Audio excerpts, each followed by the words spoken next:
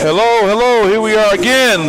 Lindsey Huddleston with Coach's Culture, presented by SPS, Sports Performance Solutions, here with my partner in crime, Mr. Keith. Keys to the new crib tape.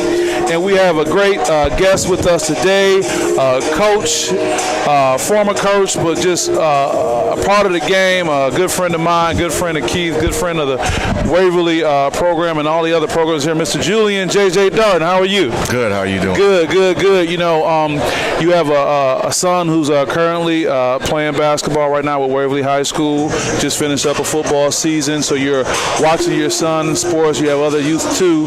You were a player to coach as well. So tell us what it's like looking at athletes today and comparing that to your coaching experience and playing experience just overall.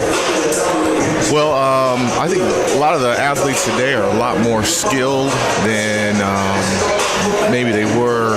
I mean, overall skilled. If you take the whole pool of players out there, there's a lot more skilled players than there was maybe back when I was playing and maybe back 10 years ago. And I think that's because a lot of the kids are specializing and they're just concentrating on one sport. Sure. So you see a lot more athletic kids, a lot more kids that shoot a little bit better. But then also there's a big drop off too, I think.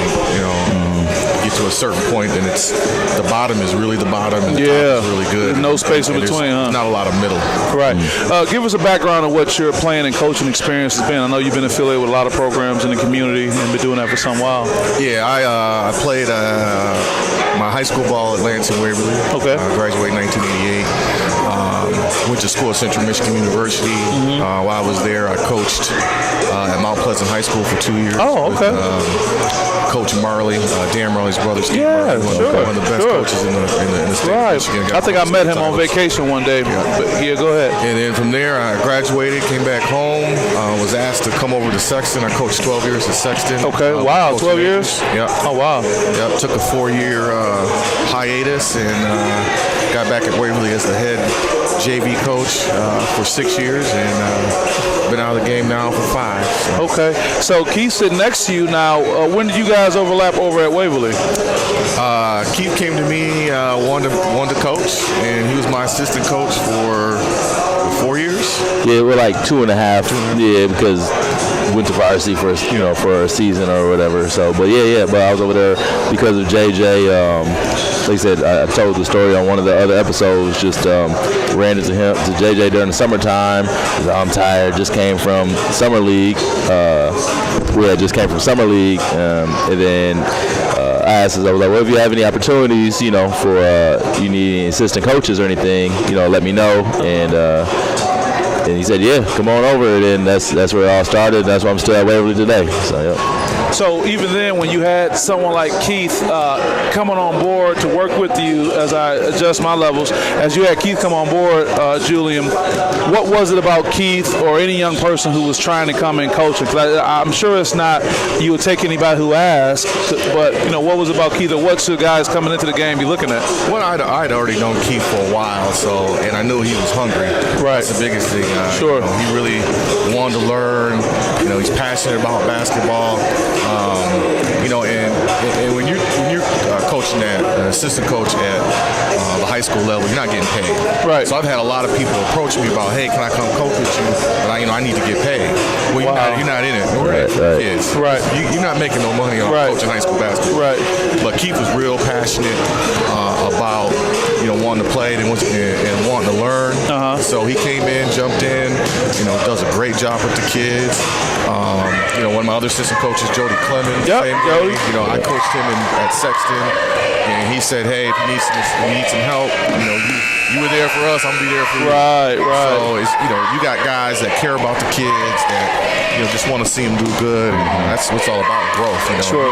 He's grown as a coach, and that's all. That's what I want to see. A whole lot, because I went in thinking I knew something, and when I got there, I realized that wasn't it. Yeah. Right. Wow. Well, we're getting ready for the second half of the second game of the Moneyball Tip-Off Classic. Score of 25-35. We have local team Lansing Eastern going up against Marshall Academy. Right now, Lansing is leading by 10 points. So, JJ, when we talk about coaching this generation of athletes, what are some things you can compare from your experience as an athlete and what's going on now? And if you had to give advice to a room full of coaches coaching this generation of athletes, what would that be? Well, I think coaching this generation is a little different. I came from a generation of coaches that would just holler and scream. Sure, the Bobby Knight story. Yeah, throw stuff at you, right. And that's all we knew, and we were okay with that. Sure, sure. I mean, they weren't trying to be malicious, but they just were that passionate, and that's how they showed their passion. What I found with this group of kids at this stage, you got to be a little different. You got to treat kids. You got to figure out their personality. Sure. And you got to just kind of personality flex on them, because some kids may not respond to yelling. Some kids you may have to pull aside and kind of whisper at them and to get them going. And other kids you may have to scream at. Right. Now, that's a good question. I just want to stop you right there with that. That's an excellent point. Now, my question becomes is, do most coaches have the emotional commitment or opening to be able to do that? It's not one size fits all, but do they have the emotional capacity to make that individual connection with a player, as opposed to saying, this is how I do it, you better get it right? I think that just depends on the coach. I think it's just their personality, and are they are they able to grow enough to do that? Because it's not easy. Right. It's easy when you're the head guy to say it's my way or a highway. Right. But sometimes your way ain't the best way. Sure. You got to be able to want to learn and figure out, well, if this isn't working, maybe I'm doing something wrong to communicate to these kids.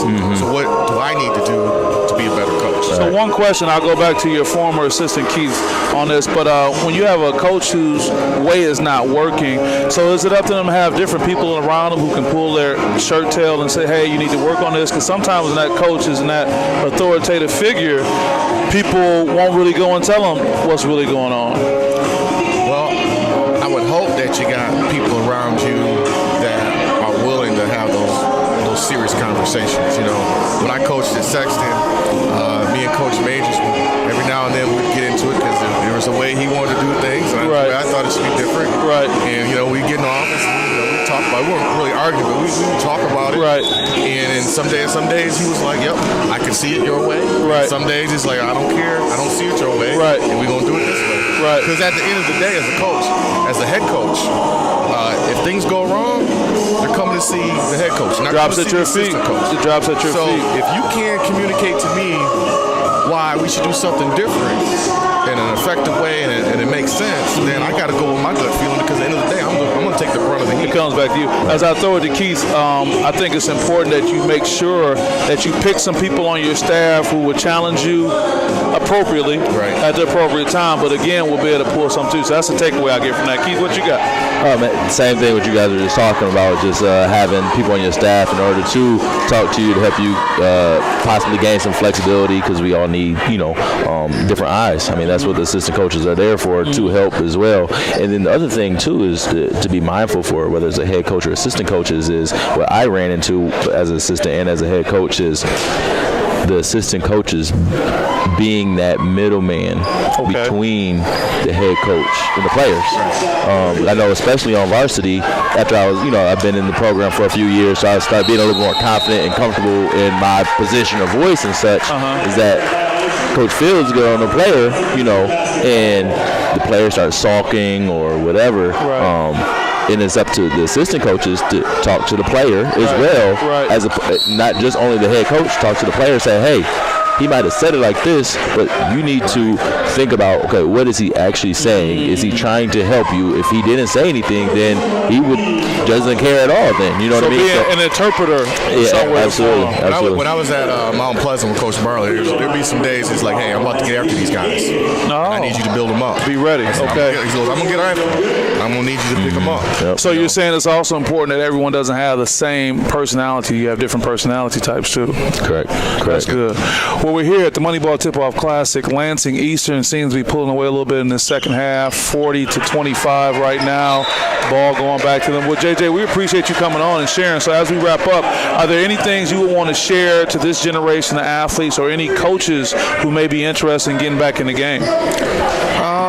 You know, if your passion's there, you know, it's all about hard work and sacrifice.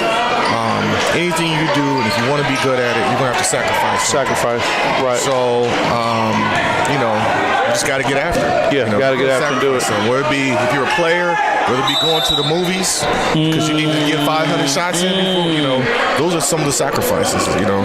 Got to make some sacrifices. Maybe a trip. With the family's making a trip, and you got a basketball. I got to go on vacation with my family. You got to make sacrifices. And I shouldn't say it like that, but you're right. You got to better say what you're willing to do. Keith, you got anything else for the guy who helped put you on? Oh man, I always at every banquet now as a head coach, you know, I definitely always thank JJ to everybody, just because that's where I got my start. You know, I wouldn't have been. I don't know if I would be coaching. You know, or you would be on the other side of town coaching a different team. Possibly. JJ, we appreciate all that you do too, man, and thanks for sharing. So with that, Lindsey Huddleston with my partner in crime, Keith Tate, Coach's Culture here with Julian Darden, doing great things. We thank you guys, and we'll catch you guys on the next segment. All right, thanks, JJ. Thank you.